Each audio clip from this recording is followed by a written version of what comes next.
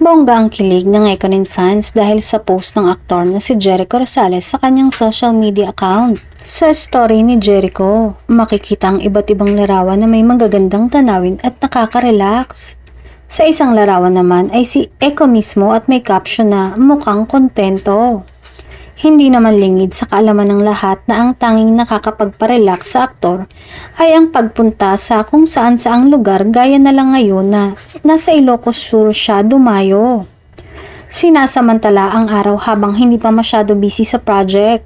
Labis naman ang kilig ng mga tagahanga ng aktor sa caption niya na mukhang kontento na tila alam na nila ang ibig ipakahulugan ni Jericho sa caption na yon. Malamang sa malamang ang ibig sabihin nun ay kontento siya at masaya sa buhay niya na lagi namang niyang sinasabi lalo na pag natatanong ang tungkol sa kanila ni Janine Gutierrez. Malakas nga ang kutob ng fans nila na magkasama ang magjowa sa biyahe papuntang Ilocos dahil madalas naman talaga isama ni Eko si Janine sa pagpunta sa mga lugar na alam niyang ikasisiyan ng kanyang girlfriend.